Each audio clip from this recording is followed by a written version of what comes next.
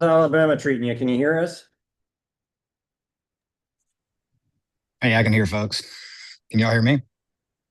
Loud and clear. Thanks, man. Awesome. Somewhat indoors and cool there. It's crazy hot here, but I can't imagine it's as bad as it is there. Dude, I'm like sweaty and red. Well, redder than normal. Like, but sweaty and red. Oh, well, we'll give you an excuse to be inside for a few minutes. The kids are at the pool. All right. Well, we've got all of us, and any reason not to get things going, get our recorder going here.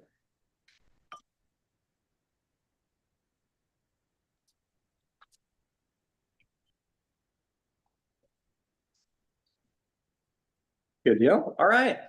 We're going to start up our Bluff Town Council regular meeting of Tuesday, July 7th. It's a minute after 4. We'll start with a brief roll call. I guess we'll start with you online, Britt. Britt Hornsby. Back over here. Gary Haas. Spencer Wade. Josh Ewing. Jennifer Davila. Erin Nelson serving as town manager. And Malia. Malia Collins, administrative director, sorry. All right, it's all on the record who's here, who's at the meeting, for the record. We do have a public comment period, that we always allow during these regular meetings. Guessing nobody here in the public to comment here. If anybody is, do we have anybody online? We do, and it looks like there is a hand raised by Miss Hand Carol raised. Harmon. Where do we go? Oh, why can I not see that? Oh, it's being covered. Hey, Carolyn, if you want to, do you want to make a comment? Yes, if possible. Go ahead. Yes. Thank you. This is a letter I wrote to you all, stakeholders, to the Town of Bluff Town Council and stakeholders. I am disappointed by the behavior demonstrated in a recent planning and zoning meeting wherein 2 of the 3 present commissioners seem to have mistaken the application and interview process for something other than a governmental procedure. There was a single applicant for a role that expires in 6 months, and yet the individuals felt that not recommending him and thereby having to begin the application process over again was better than including a competent and invested community member in their rank. Perhaps they forgot the town of Bluff does not operate like the federal government, which operates on alliances rather than competence. Mr. Heiserat has been a member of the community for many years and is an active participant therein. His willingness to put his name in the running for P&Z while already serving in various other local capacities, including the food bank and the cemetery board, is indicative of the character and focus he would have brought to the commission.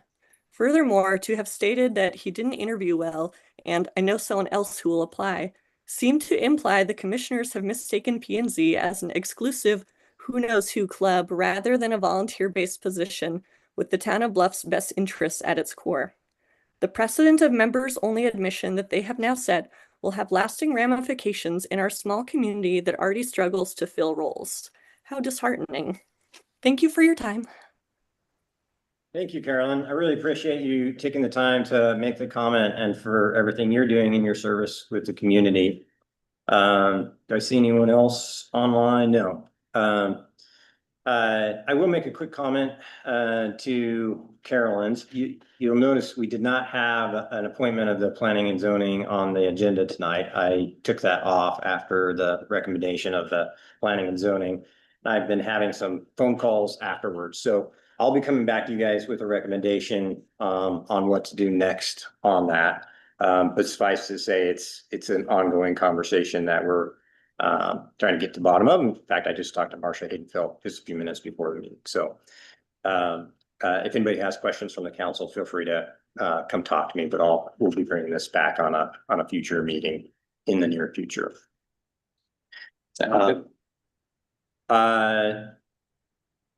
Did everybody get a chance to look at the minutes from the June 16th meeting? Does anybody have suggested changes? I just had one, which I think is maybe too nitpicky, but No, it's a lot line adjustment, not a plot line adjustment, right? yes. Okay, I think there's. AKA boundary line adjustment. I think it's a lot line and boundary line. But if the minutes said plot line, that also could be because it was somewhere in the documents that it said plot line. Okay, anyway, But the minutes clarification- say plot line, and I was like, I think it's lot line, but I don't. Where it is? Oh, it's the plot line part of the number for the actual name of the agenda item. Yeah, and then in the paragraph below, it also says plot somewhere. And so it should be lot.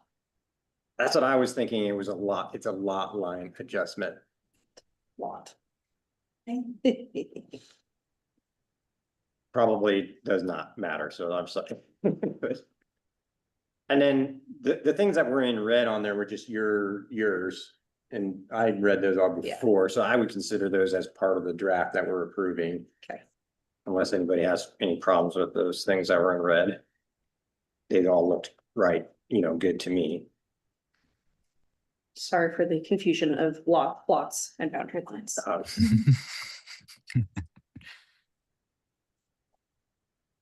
All right, so hearing no further discussion on the minutes, all in favor of approval, say aye.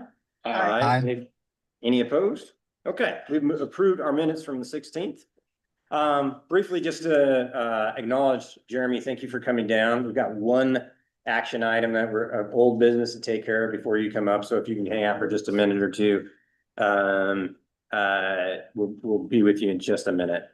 We could try to bring guests like yourselves up on top of the agenda so if you legally can. We know your time is valuable. So the first agenda item we've discussed quite a bit, but it's been a minute since we discussed it, and we had a recommendation from the Planning and Zoning Commission as per the Wildland Urban Interface map. There's a little bit of background I need to share with you, and Britt and I have talked a little bit about this offline, but I have not talked to the rest of you about it.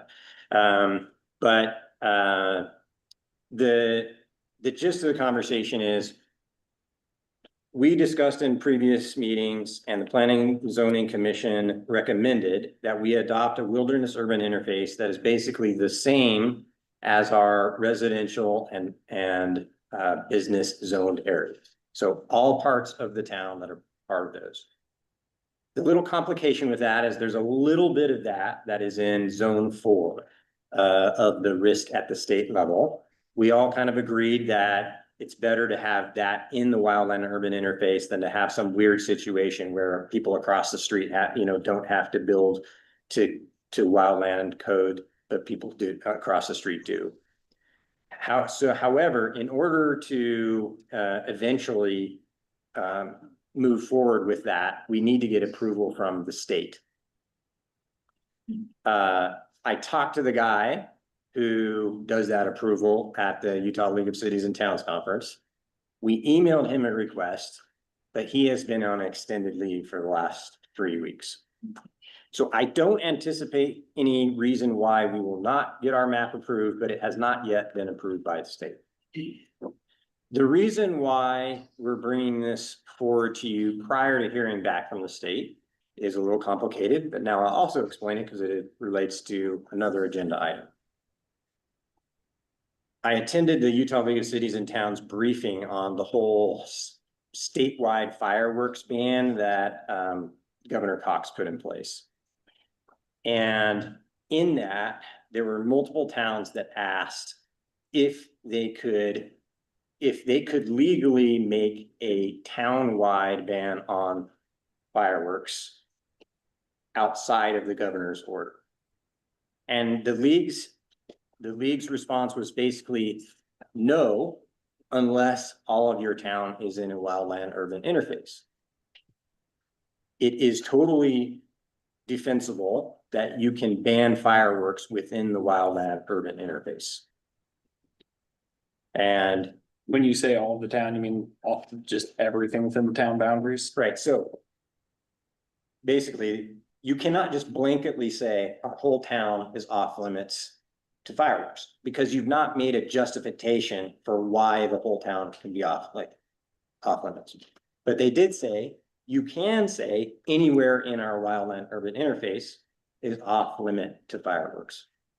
And there have been multiple towns and cities that have done that in the state with the advice from Utah League of Cities and Towns that that was okay. So as you all probably know, the governor's ban on fireworks expired yesterday.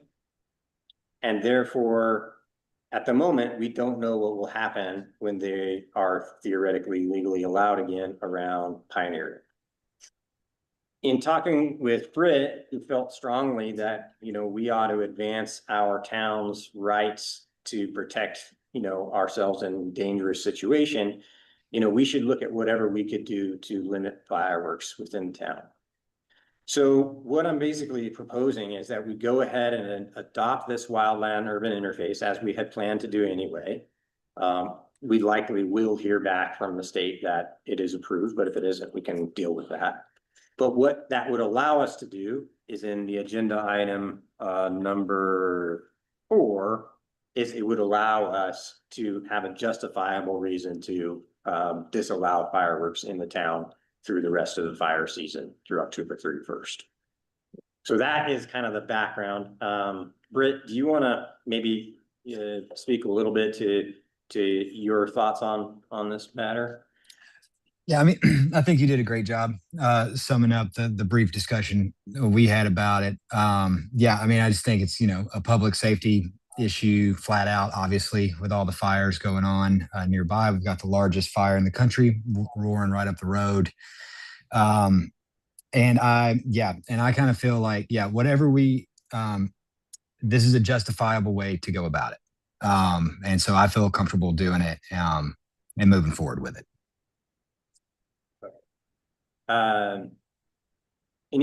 Any discussion on kind of this approach? I mean, the agenda item to vote on is adopting the urban, our wildland urban interface map and adopting the codes. The other thing that I should point out is that's a bit of a complication, but also should be pointed out is that the state kind of is in this wonky position right now where they don't implement the 2024 wildland urban interface codes until January 1st of 2027.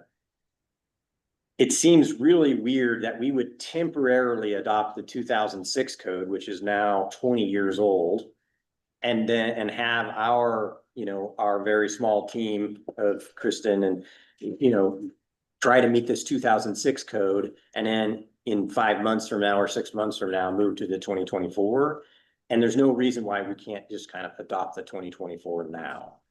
So the way we wrote it up is we would just go ahead and adopt the 2024 code now and not mess with, you know, a 20-year-old code.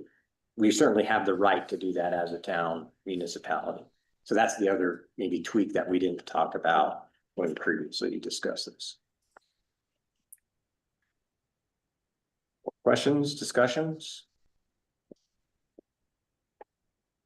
Okay, well, hearing none, it's a resolution. So, I mean, it's an ordinance. So we need to vote on a roll call vote. I'll start with you online, Britt. Yes. Jen? Yes. Josh, yes. Yes. Yes. Yes. Okay, so we have a unanimous vote to adopt the wildland urban interface map and codes, and we'll need to start working with our building team to get up to speed on that. But thanks very much on that. I know it was a little bit complex. All right, Jeremy, if you don't mind, maybe pull a chair up a little bit closer here. And sure. That's great. That way Britt, you know, Britt will be able to kind of see and hear you. His little things casting for Britt. So just a little background, and I'll toss it to you, Jeremy. We had a request from San Juan County EMS to sign pretty much a form letter acknowledging and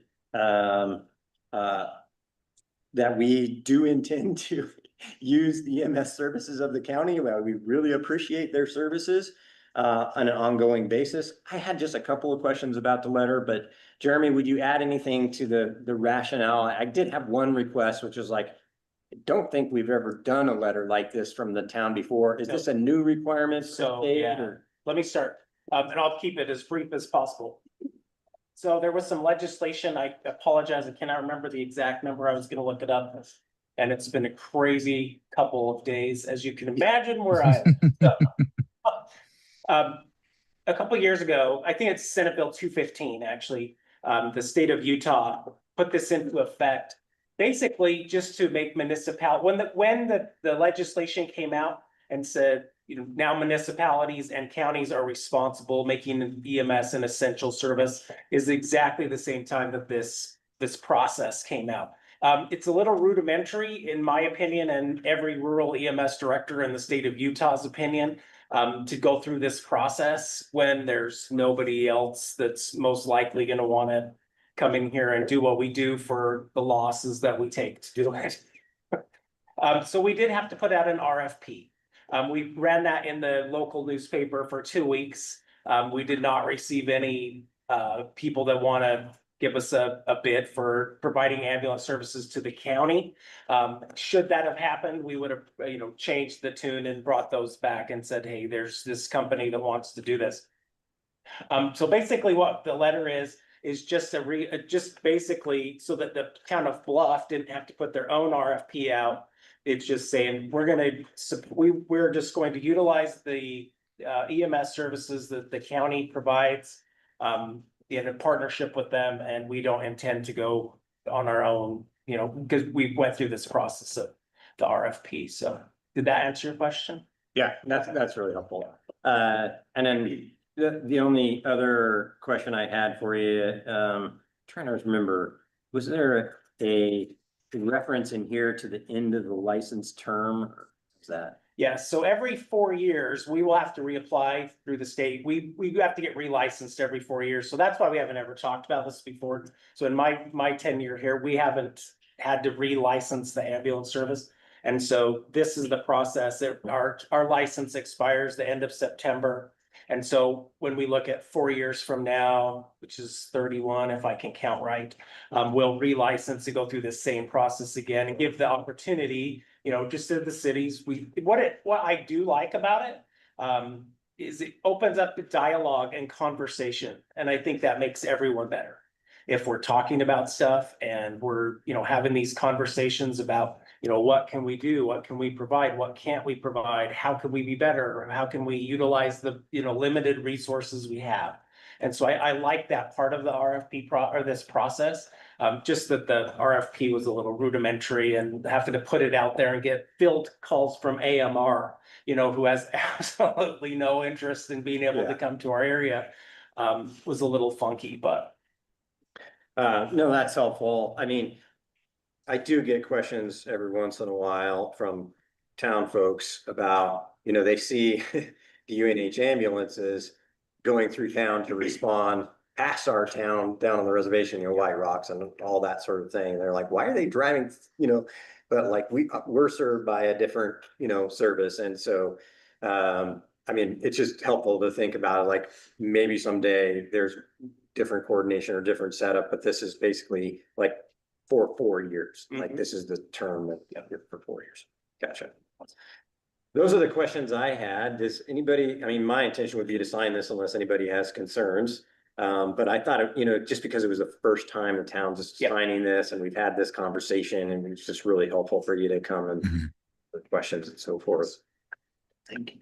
Anytime. I like to come here. I like it when it's a little. Oh, yeah. But at least maybe it's a little less smoky than the Monticello. It is less smoky. Well, Monticello's not smoky.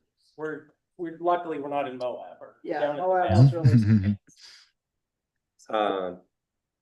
While you're here, do you mind if I ask a related question? Do you have any update on the county putting the ballot initiative on for EMS? So I was hoping I would have a proposition number at this time. I don't.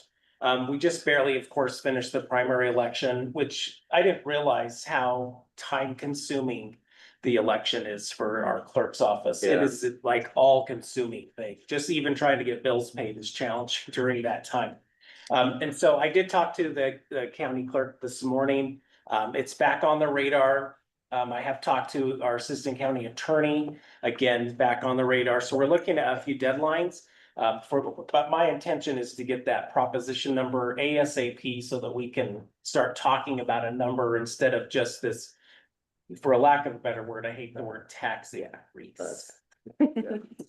But has the county commission formally voted on The it? county commission, yes, did formally, we had to take it back to them and they formally advanced it to put it on the ballot for the public to be able to vote on it in November. So yes, That's great. we've crossed off every, check mark we can up to this point. Right now, what we need is a proposition number. It doesn't, really do anything for us until the election, but it's our goal to get that as quick as we can so that we can just start talking about it as this is what we're trying to do. Yeah. From the conversations I've been having, which are fairly limited, I feel like it's fairly supportive, so I hope that is.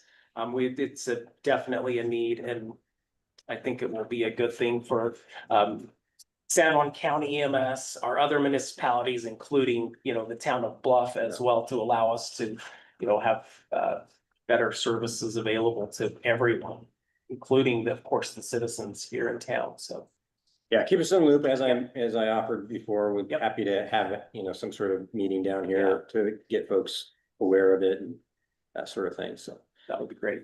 super appreciate it. And yeah, our thoughts are with you guys up north and this fire. Hopefully with better conditions come soon. I hope so. It didn't look quite as bad when I left today, but as it was yesterday, but yeah, it has the potential to be. Well, it's already been very devastated, but Yeah. if it comes across the mountain, that's a little bit way worse. Yeah. Yep. Any other questions for Jeremy? I appreciate you coming down and we'll get this over to you. Perfect. ASAP. I'll sign it right after the meeting and we'll get it right up to you. We appreciate you guys. If you need anything anytime, please reach out. Everyone has my number and I want you to be able to feel like you can call me anything. So Oh, you know what? While you're here, I'll just mention one other thing. We have this kind of later on our agenda and we could send you with a printed copy if it's helpful. Yeah, that sounds. I assume that's what that is. You've heard the discussion about us creating an emergency services coordinator position. And we funded that in our budget. We didn't do the tax increase, but we did fund it in our budget.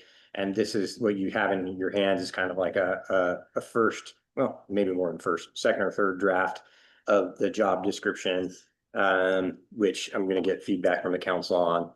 That's later on in the agenda, but if you have any feedback, we would welcome that. And then of course, we would also really appreciate once we finalize it, if you would help us, get it out there. Okay. We're open to hiring someone that lives in the general area. They have to be able to come to Bluff on a somewhat regular basis, but they don't have to be here every day. Right. Is kind of the thinking. So we're hopeful that it is something that supports our town emergency planning, fire department and EMS as needed, only to the extent that it's helpful. But if you can spread the word, and we'll let you know when it's finalized. Okay. Perfect. Nope, I will review this and send back some comments. Great. Awesome. Thank you very much. Yeah, Appreciate it. thank you guys. I think we should vote. Okay. I've got on here as a vote.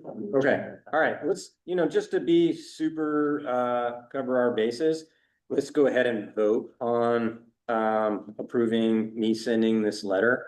And then it'll just be fully on the record, that we've done that. It's not a resolution or an ordinance, so we can just do a voice vote. So, everyone in favor of, encouraging me to sign this letter, say aye. Aye. Any opposed? Okay, so unanimous from the council to sign the letter, and thanks very much for coming down, Jeremy.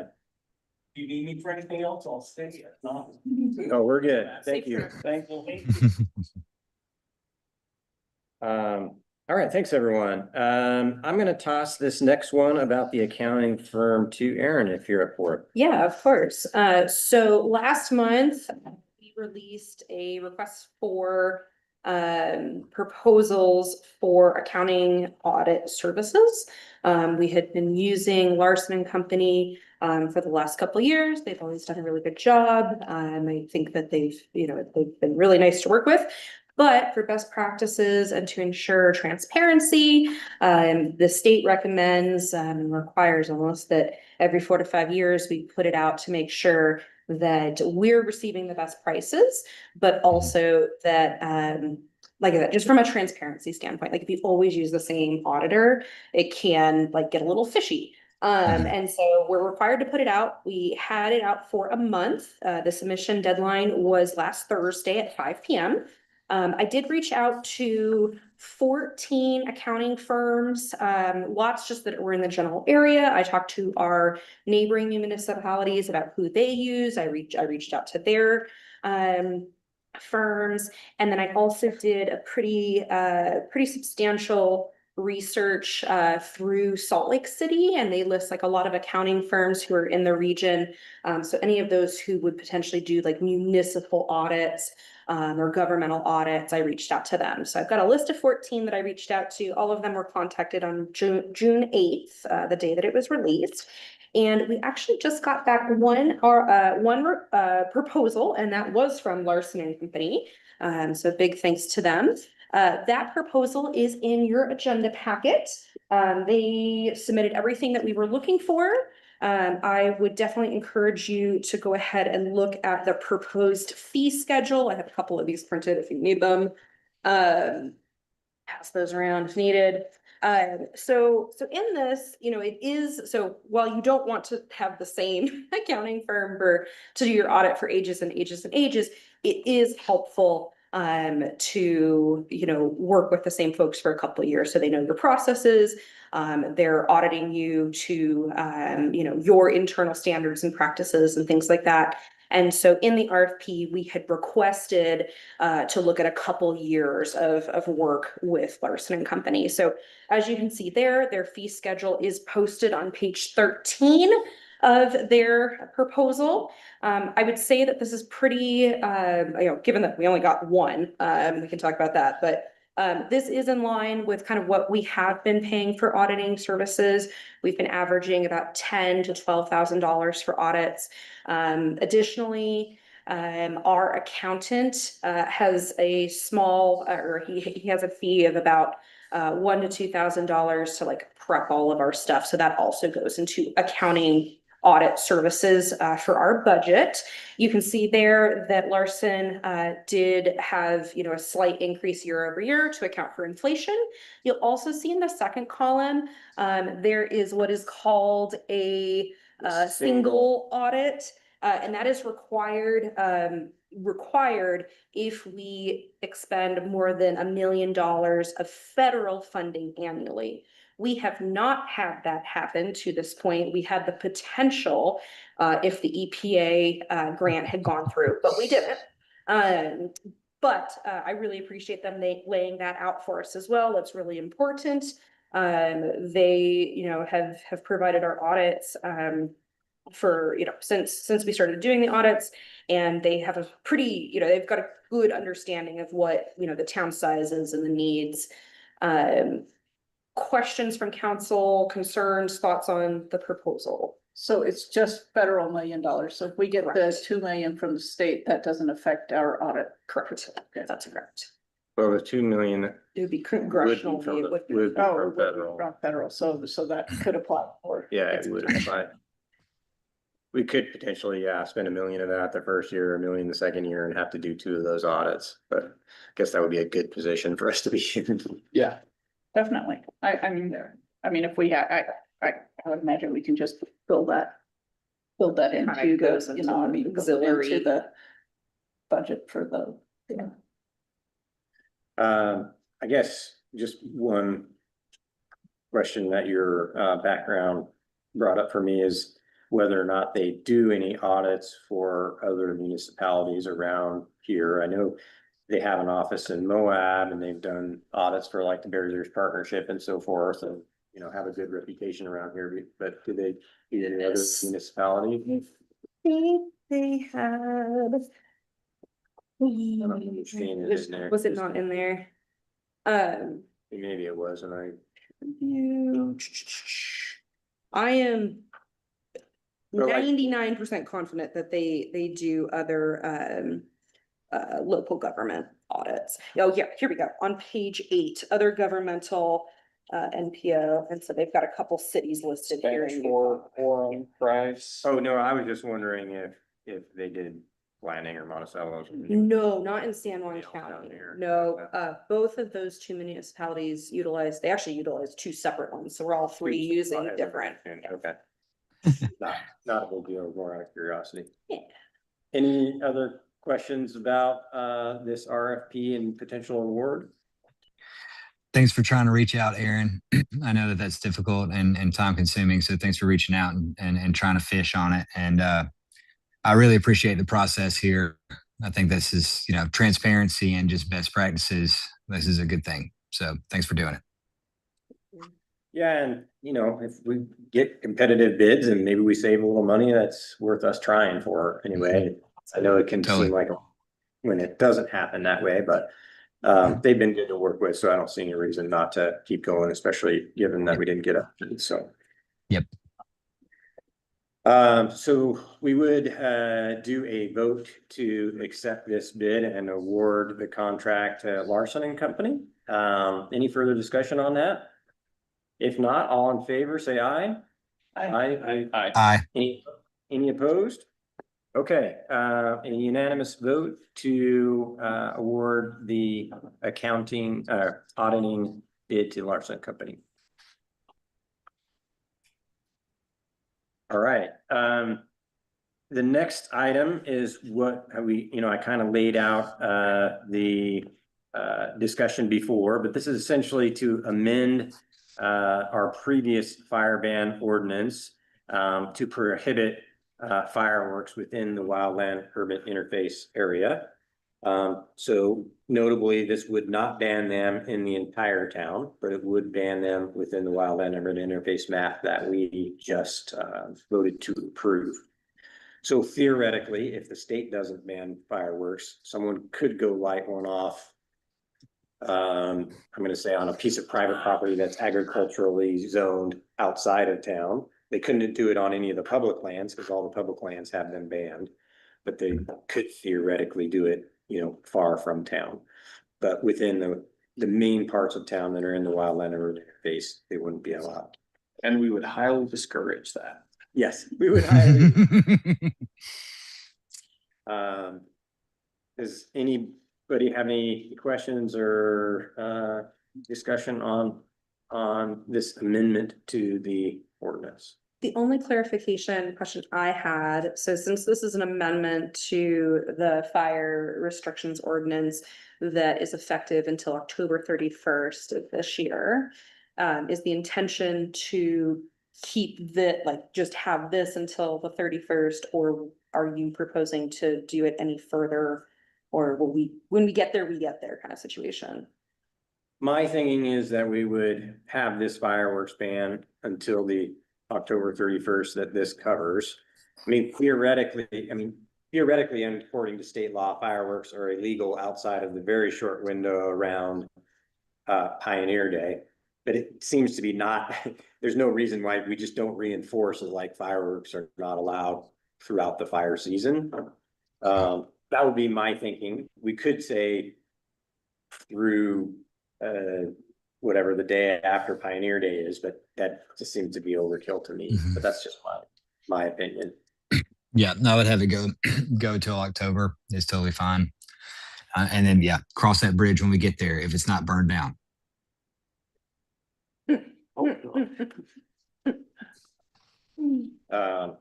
There was one other issue that came up in discussion with Chief DeLego. I think even last night we had a fire department meeting, but you'll remember that we made an exception in here for fires in pre-built fire pits, like at your home.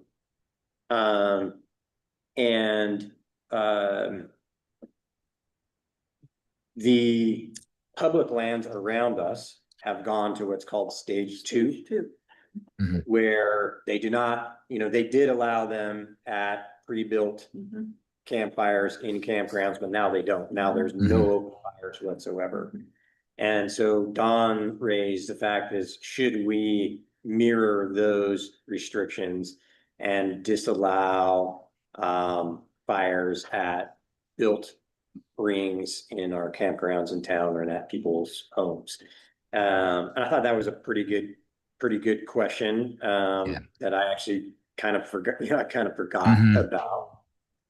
I guess I'm not that crazy concerned that people in town are, gonna start fires at their own houses with a little, campfire at their house. But if we wanted to be, particularly careful and follow what the public lands around us are doing, we could not have that exception. So we could take that exception out of the ordinance. In the past, we have, in trying to honor our fire department, gone with the state recommended stages of fire. If they were in stage 1, we were in stage 1. If they were in stage 2, we were in stage 2.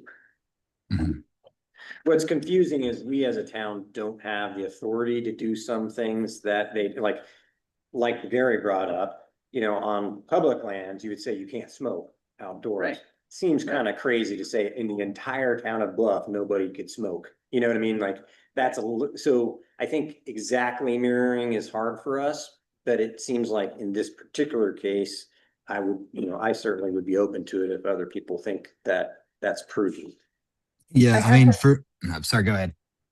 Well, I was gonna say, I have had a few people ask me where we were at with fire restrictions. Is a charcoal barbecue still okay to use? And I said, I believe it is. So It I is think according would be to our nice if we ordinance could, now. if we could just clarify what is and what is not okay to do right now. And it's hard too, because I mean, this year in particular, we have all of that shizness grass, that little Yeah. grass that just blew up all over town. And so like even, I mean, a little charcoal fire, I mean, we were talking about it the other day and I was like, man, even just with the slight breeze, I'm like one little ember and the whole hill's gonna go up. So I'm like, I don't know. Yeah, I mean, for me, I think just the amount of Airbnbs and accessibility that people that might not know better would have to fire. I mean, right before I left, I'm surrounded on all sides by Airbnbs, and there was a roaring fire going in a pre-built fire pit, but by tourists. So I would personally, be fine with restricting it further. So. I think it makes sense with how dry it is. I mean, yeah, and like a lot of this is like, a lot of this conversation, I just, to keep in mind is it's a lot of people around here that live in it and are used to it, have common sense with it. If you're coming from the East Coast, I mean, it's been raining on me all day. And if you've lived out here and you have no concept of what's going on and how dangerous a small fire can actually be, I think it just helped, I think it's good to just remind people. And if we could do something that provides for Airbnbs to post and say no fires due to town restrictions, I think that would behoove us. Gary, I think you're going to say something. I've got mixed emotions. I agree with you, maybe the Airbnb thing in controlling these people who don't. But as far as town folks who have, like a little fire pit out in front, roasting hot dogs or something, water accessible, because I read something, as long as there's water accessible. That's what we had in the ordinance before. Yeah. So I think restricting them, I would kind of be opposed to. Because I'm one to like to go out and roast a hot dog in front of my house. And I think I'm being prudent and wise, and I've got my spark screen on. Which I think most of the people in town that would do anything like that, they're definitely very aware and cautious of it. I think as far as, like you said, the people from some other place, oh yeah, big bonfire is great for them, but not good for us. I mean, what we always do with our Airbnb, even if it isn't a fire restriction, like if it's dry and windy, we're just like no fires. So we have a little fire pit out there and that's what we post, because we don't like don't know if they're gonna have the common sense to be like, oh, it's 30-mile-an-hour winds and there's dry grass everywhere, let's have a fire. Yeah. I guess. As much as but- I was trying to be nice and just put it on the Airbnb people, I've also seen people burn in incredibly foolish times, like that were town members, where you've been just like, what in the hell is going on? You know what I mean? So, yeah, I mean, I hate the lowest common denominator it, but that's all, it seems like all law is made for the worst of us. So, I guess I would be, I totally get it. I totally get it, Gary. Just I mean, if you look at one of the last big wildfires in town, it was because of good intentions, done for weed birding in a wrong time that almost burned houses down. So I don't know. I would really like it to not just to protect towns, even if somebody does something foolish, the town has tried in every means necessary to prevent the spread of wildfire this year in particular. But I totally understand where you're coming from, Gary. Totally. What do you think, Jen? I think I agree with the fire pit thing. I think that, I don't know if I agree with the charcoal barbecue type thing. I think most of the charcoal barbecues are pretty enclosed and they don't, I mean, charcoal barbecues don't set off a bunch of sparks typically. But Yeah, I mean, to me, an open fire is open to the, if you're in a barbecue and, I mean, maybe you open it for a minute to Right. flip your burgers or whatever, but Well, and my thoughts are that, I mean, maybe that encompasses, you can go roast your hot dog over a charcoal grill rather than, rather than an open fire type thing. So maybe that's, I don't know. Mm-hmm. you could say, barbecue grills are permitted. And then that would clarify that piece, so people would know that they could use barbecue grills. Yeah, I'm fine with that. I'm fine with that. I mean, the main thing I'm worried about, like I said, is The residents versus the Airbnb. No, I think that's a hard line. Oh, no. Oh, no, that's why I'm saying I would blanket it for the entire town, but because I'm most concerned about tourists that don't know what's up. I mean, like nobody with common sense would have been burning a fire a week ago when I left, and they were sure doing it. So. Yeah, I think Spencer has the right ideas. I mean, in controlling his Airbnb, hey, no fires, nothing. I hate to see us take a shotgun approach to a rifle problem. I mean, that's what we've done in the past though, is I feel like the town has had just a fire ban when the public lands around us have like just no open fires. I think we're splitting on a barbecue grill. Cause I mean, I could justify my little round pit out in front as a barbecue grill. But it takes, a little fire to get going to make my charcoals. I don't do briquettes. I think it's charcoal versus like wood fires. Yeah, and I do wood, but do we have to define, okay, barbecue grill is this? Or propane. I think we're getting to. Well, I think propane is usually allowed even in the high fires. Yeah. Propane stuff are, Yeah.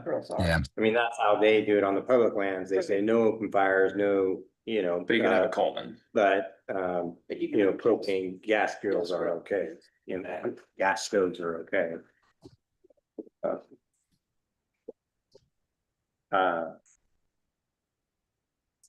Well, okay, let me just break this question down.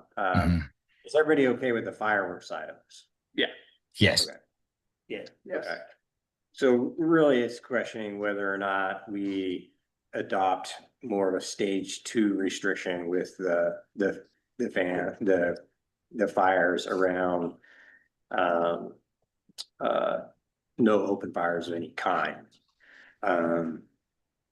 That would be mirroring what happens on the public lands around us.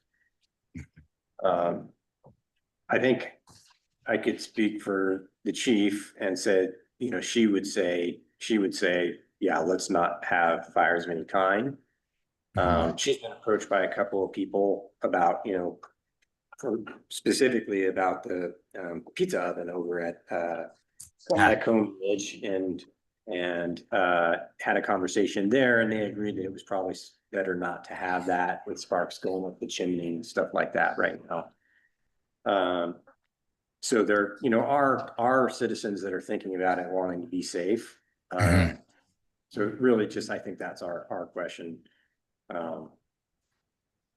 Maybe I'll just take a quick straw poll and on the stage 2 of banning all open fires or leaving it the way we have, which allows, you know, the fires with water present. Where would you be at, Jen?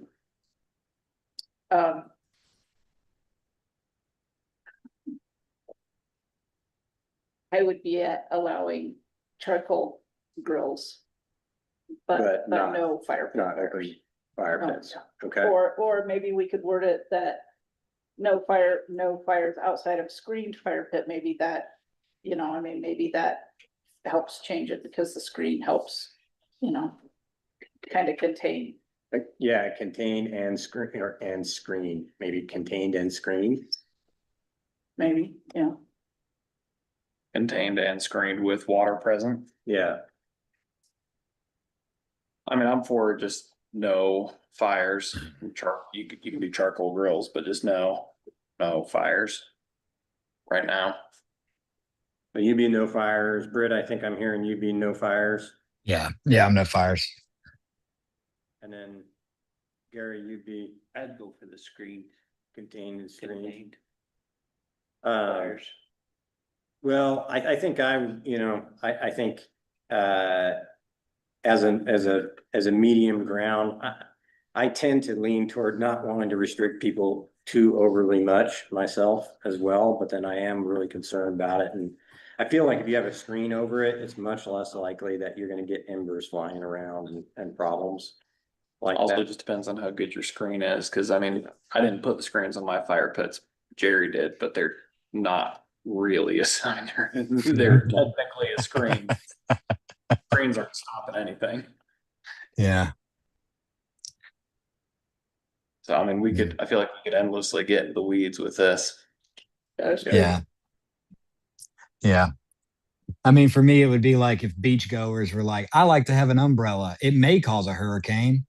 Like, you know what I mean? Well, then don't have an umbrella. Like, I mean, like, it's just such a, like a natural, I mean, there's natural cause fires and there's human cause wildfires. And like, if anything we can do in this incredibly dry season where lightning or somebody backing a truck up in the wrong spot might start a wildfire, then if asking somebody to not grill hot dogs for until October, that is not, I just don't see a constitutional problem here. Like, I think this is just, let's just do it. And then honestly, I have been since the beginning of this conversation, let's do it. And if somebody wants to sue, that's when we have a lawyer line item, like, and let's deal with it then. But I'd much rather ban something and keep people and discourage people from burning something down by accident than worrying about a hypothetical sovereign citizen who's going to have to have their grill. Like, I mean, I don't like to approach it that way. But I feel like I'm pretty hardline on this issue compared. So I'm flexible with you guys, but I would definitely go for no fire. There's a raging fire like immediately up north of town, like, and everywhere. It's I don't know. Well, we haven't had a real rain in a long time in town. I mean, everything is bone dry. I guess there's a good point to be made too, is that if we do get rain and things improve, we can go back to stage one. Yes. And Yes. people do that, you know. Yeah. The land Absolutely. around us will go back to fire. But I mean, right. Yeah. If it doesn't, I mean, it's pretty exceptional where we're at right now. Yeah. Yeah. Yeah. I mean, we may end up in the super El Nino in spring, and this is a wild, distant memory, maybe. But right now, it's pretty grim out there. Yeah. All right. Well, I guess I've been swayed in the sense of just saying no open fires right now. You know, I think it protects the town a little bit, that if someone does something dumb, you know, we told them not to do it. And if there are smart people doing things smart, it's not like we're running around as the fire police, you know, if somebody has their, you know, hot dog out, but if somebody burns down the town, we can say, hey, we told you not to do it. So I think it would say no open fires, charcoal, gas, propane, and electric grills are allowed. Yeah, I think that would be, I think I would be okay with that. I'm fine with that. As, or, contained And water is present. and. I don't know if you need running water in there, because if somebody's out with a gas grill and they don't have accessibility. to Yeah, running water water, is present, just yeah. water is fine. So option B would read section. Here. Will water put out a propane fire? Hmm. Or do you need it? No, but you can turn off your gas. Yeah, turn that off, yeah. Well, when it's on, you gonna stick your hand Yeah, it's just a smart thing. I mean, generally it will. The gas will still go, and then if there's another spark, it'll Yeah. go. As long as it's not a grease fire. Yeah, if it's a grease fire, then call the fire department, but. Yeah, exactly. Okay, so then. So what we're looking at would be amendments to the section. You're gonna choose between A and B, depending on your vote, and then. A subsection is gonna be added that would read fireworks are prohibited within the WUI zone. Right. As depicted in the previous ordinance passed. Okay, It sounds like to me, the option that's gonna pass will be the option B option, so we might as well vote on that. and then real fast, sorry, let me just make sure. No open fires. Okay, so we're just gonna strike this and replace this Yeah, here. Okay. Clear as mud up here. Wait, can we go back to that? Do we have to strike and replace it, or can we just say? Stage one was that, stage two is this, I mean, cause that way, if we wanna go back to stage one where. Okay, we've gotten, monsoons have come in, we've got some decent rain, it's not bone dry anymore, maybe, I mean, maybe we can, okay. we can let's leave get back stage to two, stage yeah, one. have Stage stage two is the more two fire extreme. restrictions, and then what you had on B just goes in there, right? Yeah, I would say So yours- stage two restrictions are stage one and. Section B. Well, it's just the only stage one restriction was no. We didn't list a bunch of them because we weren't gonna follow all the, like the cigarettes. Right, so. Okay, so we what could we're say- saying is we're gonna strike this provision here. We're gonna say. we're No, not I even would ref- just say, in addition, stage section, well, okay. Stage one fire restriction is this, stage two fire restriction is that, we're now in stage two. So that's where we're at, you can't have an open fire, you can have charcoal fire, you can have a gas grill. But you cannot have stage one. So we're probably not amending this anymore. We're probably just enacting a new ordinance. Would you guys be okay with I that? don't- No, because we'd have to have a whole new ordinance written. We cannot do that tonight, and I think we want to Okay, do. I didn't realize that entailed that, so. I think if we just replace the stage one with stage two, and the stage two is what you have as option B. Yeah, okay, I'm okay with That's- that. Okay. And if we go back to stage I one, mean- we just amend that section again to say we're in stage one. Or whatever.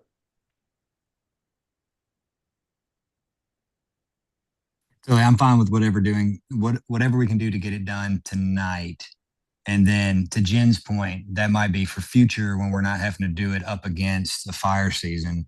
It might be worth discussing an approach where we could move fluidly between 1, 2. Yeah, and it just, the stage one and two is confusing because our Mhm. stage one is not gonna be the same as the state lands because of like the Mhm. smoking and, Mhm. ATV arrestor, fire arresters and stuff like that. Mhm. But I would almost say, just because there is enough of a difference, I would just say this probably, like, we should do an ordinance to replace. It'd be really easy for me to draft. While you guys work on 5, could I just take a stab? Because we're gonna use most of the whereases that we've already used. And that way it's less confusing about replacing this stage 1, stage 2. Okay, I mean, if That's you're up okay. for doing it, I hate to put you on the spot, No, you know, so I'll live, just but if you're up for Do doing it. that if you have time. One of my Yeah. favorite things about being on town council is watching Aaron do this live. And then I'll just probably share the job description in the agenda packet, if that's okay, then, yeah, sorry, not to. Okay, we will, we'll come back to item 4 then, here in a minute. What I want to do is discuss the emergency services coordinator posting. Did you guys see that in your packet?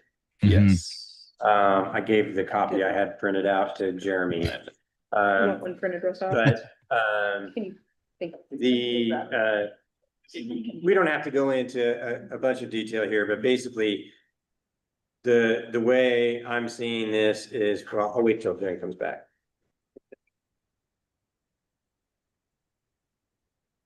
With bio break. Yeah. Okay, I'm gonna do it too then. Okay. It is 4:56. Your quorum has left for the bio break.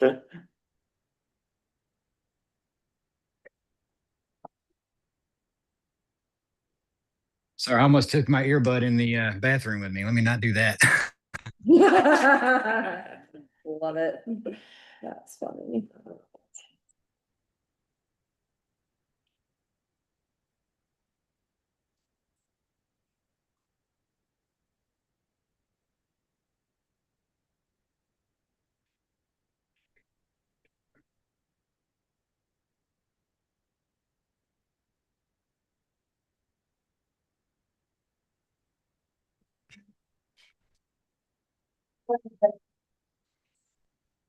We lost a couple other folks real quick.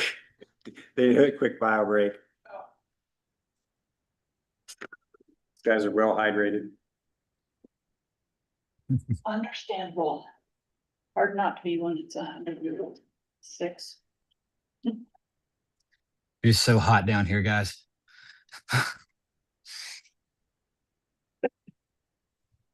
Okay. I'm 106 with humidity, and then I was like, oh, Prince, where it's really humid, I should quit. my phone will just, if I walk outside for like 10 minutes talking to my phone, it will just stop working. I'm like, it'll just be like, I'm too hot. I'm like, I'm in the shade. All right, we've got everybody back. What time is it? It's 4:58. Everybody's back. We're gonna discuss item number 5. So kind of the way I see it is we made a policy decision as the council to put money aside to fund this position. And now we're kind of in the administrative side of the hiring process for the position and coming up, putting together the specific job description. And so that being kind of an administrative and executive role, it's not like it's a resolution or something, but because this is such a kind of big discussion we had as a town, I thought it maybe made sense to give you all the opportunity, give you like a week or something to make any suggestions or bring up any concerns with this posting before we get it out there circulating. Our hope would be to maybe get this posted as soon as next week. So if anybody has like suggestions or concerns about the way this is being framed, I just encourage you to reach out, probably to me because Aaron's going on vacation on Thursday, or you could reach out to Leah with any suggestions. I have workshop this pretty extensively with Chief DeLego. So, we feel like it kind of covers things and, we'll see if we get any feedback, beyond that. You'll see, it kind of like, it'll support the leadership of the fire department or EMS, and of course, the town's responsibilities under emergency management as requested. So if someone from the EMS doesn't have any need for help, this person is not going to be involved. But if there is something that they need help with, say running up to Blandon to grab something for them or what have you, they could have that as a help. The fire department has, extensive need for help. And the town has really, really extensive need for help in terms of our emergency planning and alert systems and wildland urban interface, requirements. So anyway, if anybody has immediate feedback, welcome to receive it now, but mostly just, happy to, have you all shoot an email or, give a call. And Emily and I can workshop any further changes before we put this out there.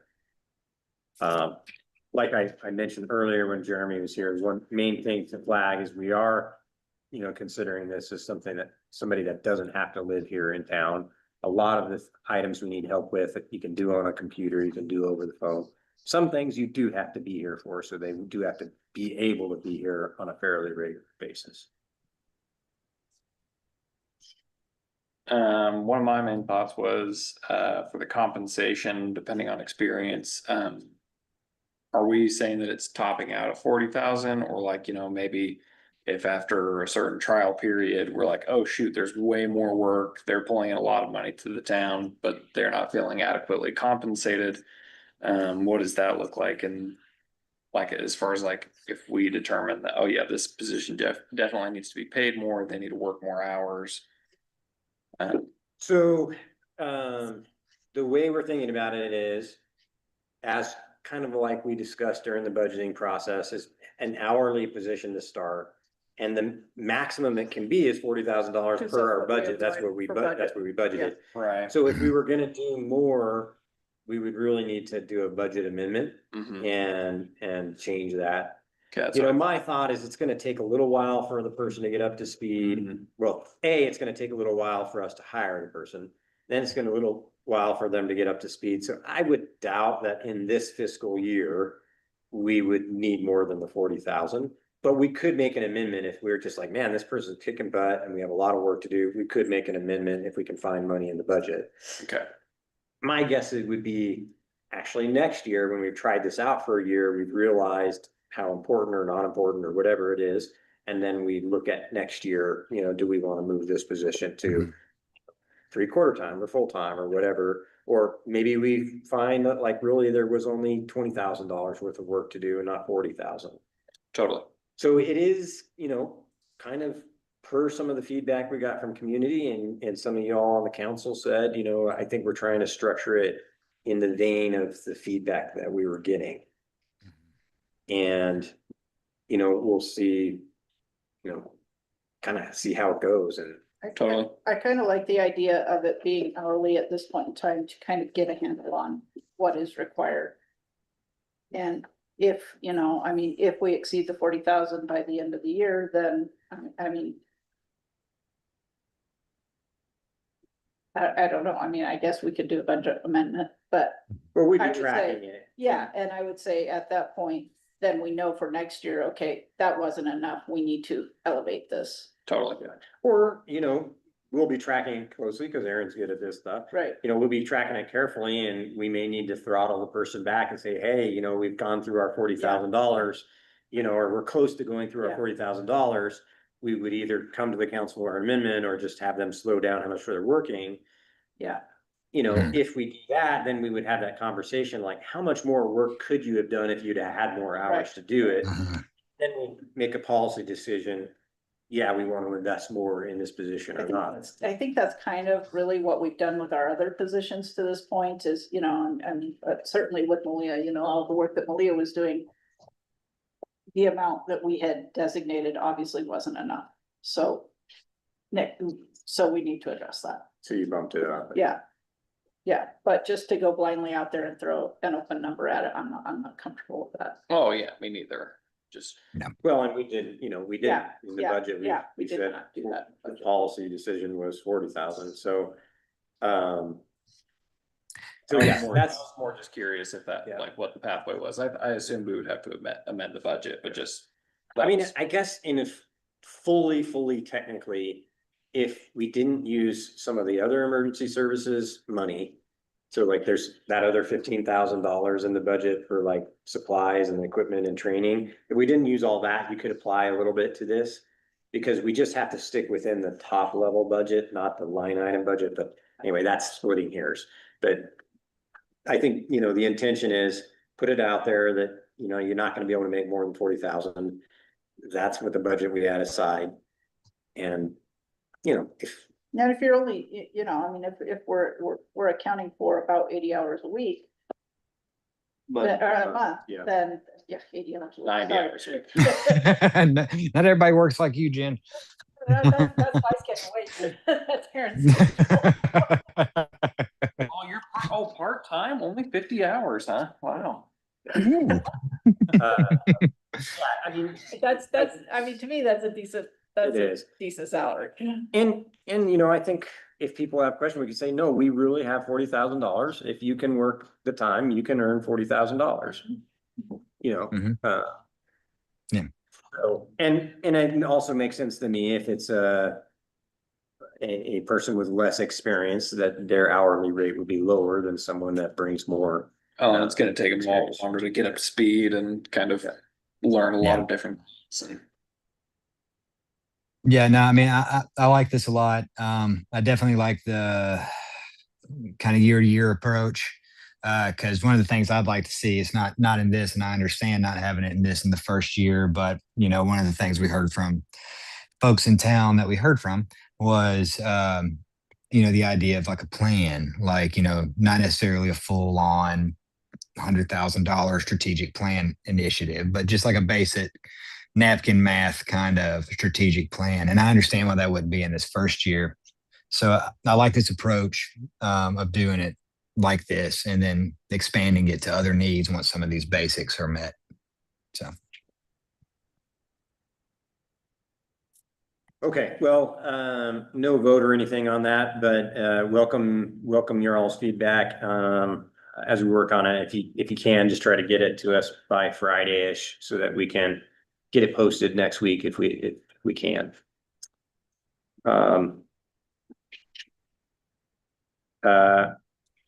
I'm gonna do one more just to give you. So number 6, this is a new agenda item. I thought I'd just explain a little bit, but this was Erin's idea, which I want to give her full credit for, but I really love the idea. But, you know, when she and I are working on agendas, we're thinking ahead, like, we're like, well, this could go on the work session and this could go. And we thought like having this looking ahead item might give you guys a little bit of a heads up of what we're thinking will come up. Of course, the agendas can change and, you know, things come up.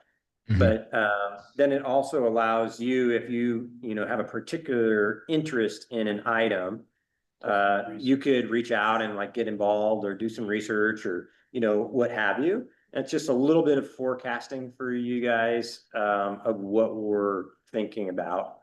And anyway, I liked that idea. And I would hopefully that will be valuable to you all.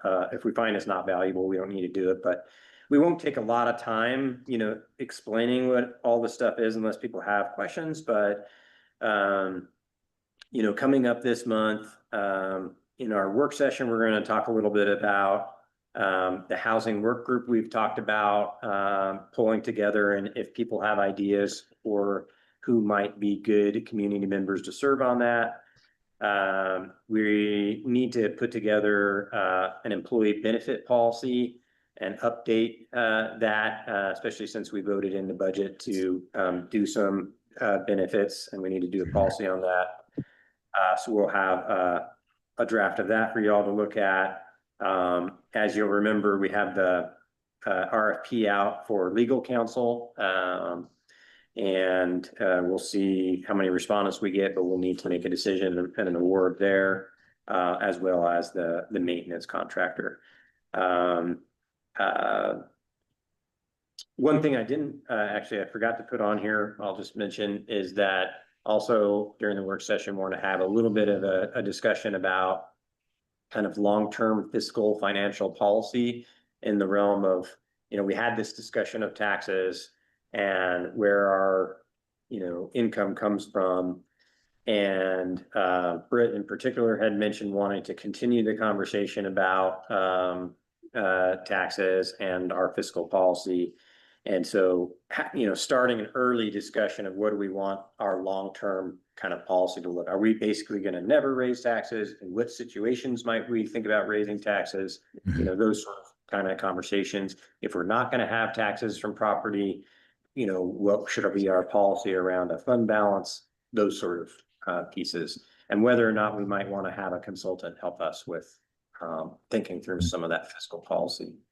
So that's one other item wanted to put before us in the work session.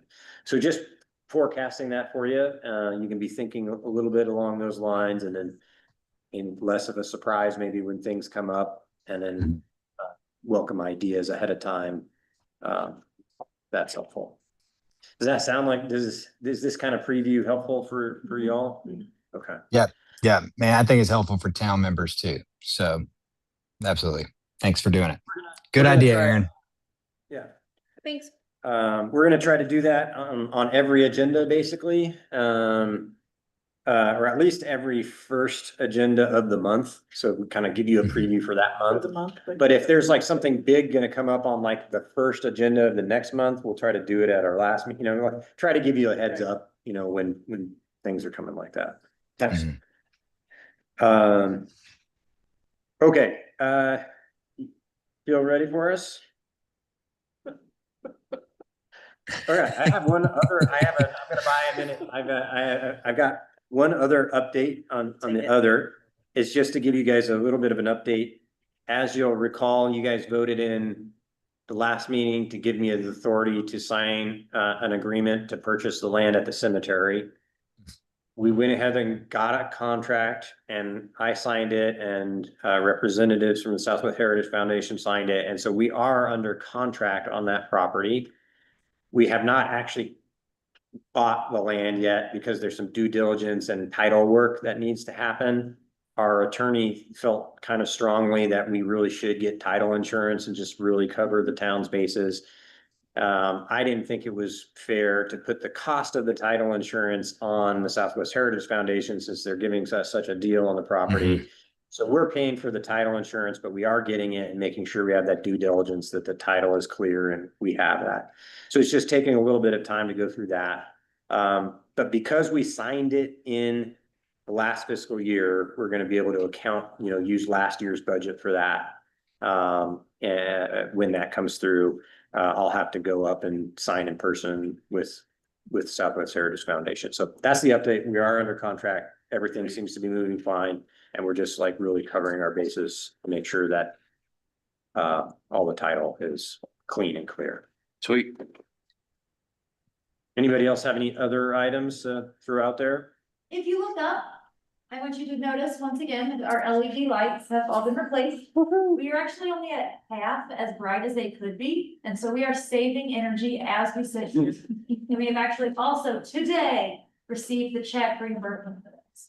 Yes, good. Great. I know, it's so exciting, things are moving forward, so next week I'm gonna have quite a few updates on the fiscal year and the grant funds that we spent, because we did it. We spent our GoEO funds on time as well. So you're telling us we could turn this up and be brighter? We could, you know, like line people and be careful? The interrogation room. Yeah, Go. crank it up during public hearings. You telling us we could come get a tan in here in the winter? You can tell them, turn those lights all the way up, because everybody will have a headache in 10 minutes. Awesome. And even that one that was empty is now finished up. It sure is. Now, if only they would have moved the projector over 10 feet. Yeah. That wasn't their job. I know. It's been nice though. Okey doke. Ready to go? Ready to go. Okay. Alrighty. Let's overview on the screen what our main changes were, just so we're all on the same page. Keep a close eye out. So, this is newly drafted ordinance, 2026-06, an ordinance of the town council of the town of Bluff repealing and replacing ordinance number 2026-04 to restrict open fires within town boundaries and prohibit the ignition, discharge, or use of fireworks within the town of Bluff wildland urban interface zone. So you'll see very specifically open fires within town boundaries and then fireworks within urban interface zone. Combined a lot of those whereases. It's very dry. You guys are trying to reduce fire risk. We list stage 1 and stage 2 restrictions from the state of Utah. We list that on June 29th, 2026, the state of Utah enacted stage 2 fire restrictions. You all adopted the wildland urban interface ordinance. You also adopted the other ordinance, so it's saying you've adopted both, right? Lots of ands. We find that discharge of fireworks within wildland urban interface presents an increased risk. All this was in that previous draft there and there for the fireworks. So now on to the therefores. Therefore, section 1, you are repealing ordinance number, the previous one with that date. And then B, you are enacting this one. It supersedes the previous ordinance in all ways. It does say that except as expressly provided in this ordinance, any rights, liabilities, enforcement actions, or penalties that arose from the last one will not be affected by this ordinance. I don't think that there were any, but if we have any retroactive, I think we're okay. Section 2, here are your fire restrictions. Town of Bluff enacts the following fire restrictions. No open fires are allowed within Town of Bluff incorporated boundaries. Charcoal, gas, propane, and electric grills are allowed as long as they are contained and water is present. If you've got a way to wordsmith that, I'm open to it. Part 2, fireworks are prohibited within the wildland urban interface zone in the Town of Bluff, notwithstanding any provisions of state law permitting sale, possession, discharge, ignition, blah, blah, blah, blah, blah. All of this stuff, they are prohibited within the wildland urban interface zone as established by the previous ordinance and depicted in the map that will be attached to this ordinance as Exhibit A. Enforcement looks like your previously drafted. Effective date, effective immediately. Ordinance is in effect until October 31st, unless you guys otherwise amend or repeal, and severability are standard stuff there. Questions, comments, detail-oriented people? Amazing work. Yeah, It is also already in your agenda packet as a working document, so if you need to go take a look or want me to scroll anywhere, I am happy to do so. No, I mean, I feel good about it. I mean, the main thing that we were saying no fireworks and we're limiting the open fires. And then, hopefully Malia and I can help with this, whatever, you and I could get together another flyer that just said, that reiterates this. And I don't think we're gonna say within the wildland urban interface, because nobody knows that what that is. We'll just say within, within town. Hey, what if I wanna have a charcoal fire going on the back of my ATV? You're good. No. As long as you have water on your ATV. All right. Okay. All right. I think we've had a lot of discussion on this. I'll just ask for, we'll have to do a roll call vote since it is an ordinance. So we'll start with you, Britt. Yes. Jen, Yes. Josh, yes. Yes. Gary,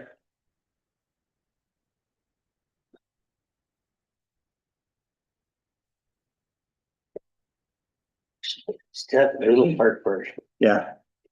It's okay to vote no. You don't have to always vote. Okay. That's it. Okay. And Gary abstains. All right. So our ordinance passes, 4 yeas and 1 abstention. It is okay to disagree. We disagree with our friends and neighbors all the time, and we just got to get the town business done. So I appreciate everybody willing to do it, and Aaron for the quick vote on that ordinance. And then, yeah, we'll get the word out about it. Okay, we went a little longer than I always like to, but I really appreciate everybody's time. We will consider ourselves adjourned at 5:19. Thanks, everybody. Thank you, guys. Thanks, Britt. Yeah, be safe.